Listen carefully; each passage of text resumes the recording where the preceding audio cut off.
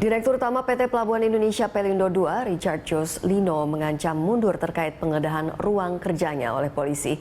Lino mengaku tidak diberitahu terlebih dahulu soal penggeledahan. Di samping itu, sorotan media membuat dirinya terpojok.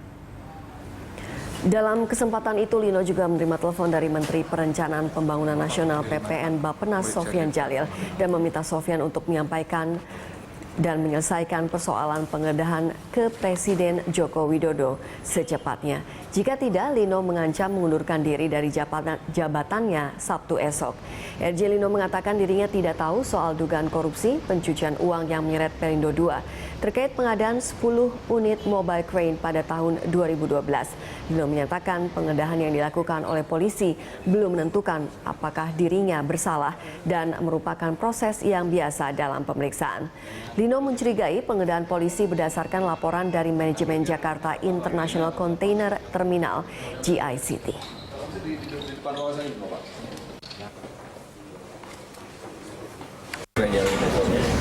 Saya ini kali boleh dengar. Oke, Pak. Halo Pak Sofyan, selamat siang Pak. Begini, saya pulang dari rapat di luar. Tiba-tiba saya kayak loh, kok begitu banyak polisi yang di kantor.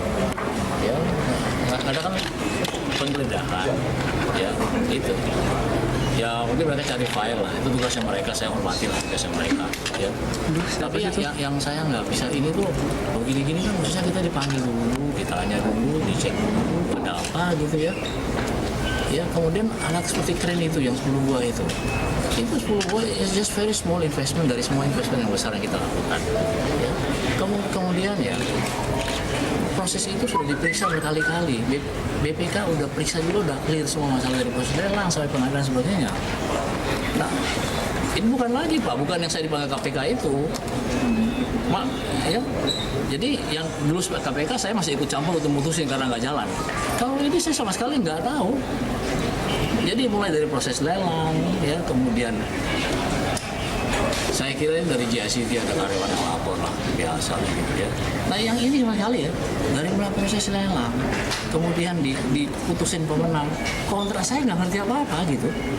Ya, jadi saya terus terang, saya tadi SMS Pak Luhut, beliau lagi rapat, dan saya protes besar, saya bilang kalau caranya begini besok saya berhenti ya. Negeri ini kan so. Ya sekarang Pak, dan saya bilang tadi kalau cara seperti ini saya berhenti besok. Nggak bisa negeri kayak gini Pak. Nggak, saya tadi telepon Pak Luhut, kemudian lagi ada di sana. Bukan Kapolda Pak, dari Baris Krim Polri. Saya Baris Krim Polri. Pak Sofyan ya, saya lagi telepon Pak Teten, saya bilang kalau Presiden nggak bisa clean seperti ini, besok saya berhenti Pak. Susah nih kalau di negeri kayak gini. Kita makanya ini kan kita dihukum sama media kayak begini gimana? Baik begitu datang begitu ini Pak, begitu datang media begitu banyak Pak. Ya, saya seperti buat kriminal. Come on Pak. I'm making this company so rich. Itu malah begini kok saya dihukum kayak begini. Nggak fair Pak. Bapak tolong kasih tahu Presiden deh, kalau caranya begini besok saya berhenti Pak.